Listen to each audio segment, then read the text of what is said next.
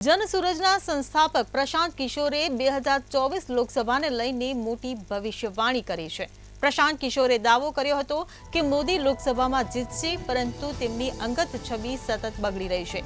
પ્રશાંત કિશોરે તે કારણ પણ આપ્યું જેના કારણે ફરી એકવાર એનડીએ સરકાર બનાવશે। તેમણે કહ્યું કે વિપક્ષના નબળા પ્રદર્શનને કારણે જો મોદી ફરીથી વડાપ્રધાન બનશે। પ્રશાંત કિશોરે કહ્યું કે એવું લાગે છે કે તમે સદી ફટકારી રહ્યા છો, પરંતુ તમે કોઈ પણ અવરોધ વિના એક સદી ફટકારી અને એક સદીમાં તમે 6 કેચ છોડ્યા છે। આ રીતે જો મોદી આ ચૂંટણીઓ જીતી રહ્યા છે। તો પ્રશાંત કિશોરે ભવિષ્યવાણી કરી છે, એનડીએની સરકાર બનવાનો તેમને દાવો કર્યો છે। તો ચૂંટણીના પરિણામને લઈને પ્રશાંત કિશોરે દાવો કર્યો છે કે એનડીએની સરકાર બનશે, પરંતુ મોદીની છબી બગડશે। તો વિપક્ષે પણ નબળી ફિલ્ડિંગ ભરી હોવાનું નિવેદન આપ્યું છે।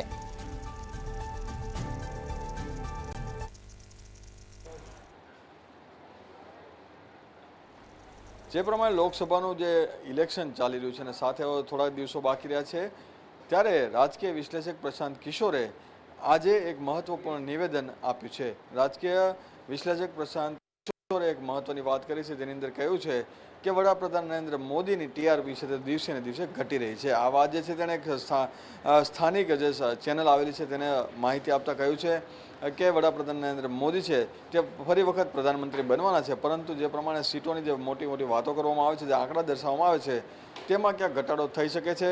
પરંતુ જે પ્રમાણે છેલ્લા 10 વર્ષની અંદર વડાપ્રધાન નરેન્દ્ર મોદી જે એક લોકપ્રિય હતા, તેની લોકપ્રિયતામાં દિવસે ને દિવસે ઘટાડો પણ જોવા મળી રહ્યો છે। આની પાછળનું મુખ્ય કારણ એ છે કે છેલ્લા કેટલાય સમયથી વડાપ્રધાન જે છે તે પોતાની સ્પીચ, પોતાની જે વાતો અને જે લોકો માટેની જે વાતો કરી રહ્યા છે તેમાં લોકોને હવે રસ નથી રહ્યો। ફક્ત અમુક જ લોકો જે છે જે વડાપ્રધાન નરેન્દ્ર મોદીને ફોલો કરે છે અને આ ફોલોઅર્સ જે છે તે જ વડાપ્રધાન નરેન્દ્ર મોદી છે તેને જાળવી રાખ્યા છે, પરંતુ નવા જે લોકો છે તેને પોતાની તરફ કરવામાં વડાપ્રધાન નરેન્દ્ર મોદી ક્યાંક પાછા પડતા હોય તેવું લાગી રહ્યું છે। આવું નિવેદન છે તે ખાનગી ચેનલના આપેલા ઇન્ટરવ્યૂમાં પણ કહેવામાં આવ્યું છે। આ સાથે તેમણે કહ્યું છે કે જે પ્રમાણે અત્યારે હાલ ઇલેક્શનનો માહોલ છે અને ઇલેક્શનના માહોલની અંદર બહુમતીની જે વાતો કરવામાં આવે છે, તો આમાં પણ ક્યાંક જે છે એનડીએ થોડું પાછું પડશે, કારણ કે જે 400 સીટોની વાત કરવામાં આવી છે, 400 સીટો ના પણ મળી શકે, પરંતુ આ તમામની વચ્ચે જે ભાજપ જે છે તેણે જે મહેનત કરી છે તેના ભાગરૂપે ફરી વખત પ્રધાનમંત્રી તો વડાપ્રધાન નરેન્દ્ર મોદી જ બનવાના છે। પરંતુ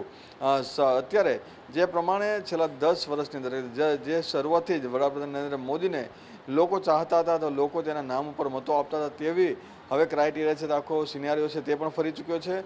અને એટલે આના જે વસ્તુ છે, આ જે નરેન્દ્ર મોદીની જે વાત છે, જેની ટીઆરપી ઘટે છે, તેના લીધે આ વસ્તુ મતદારો ઉપર પણ એટલી અસર કરી છે, કારણ કે જે ચુસ્ત જે મતદારો છે તે જ અત્યારે હાલ તેને ફોલો કરતા હોય તેવા આંકડાઓ છે તે સામે આવી રહ્યા છે। અને છેલ્લા 10 વર્ષના આંકડા દરમિયાન પણ જે ટીઆરપી ઘટી હોય તેવું લાગી રહ્યું છે। આ વાત જે છે તેમણે કરી છે।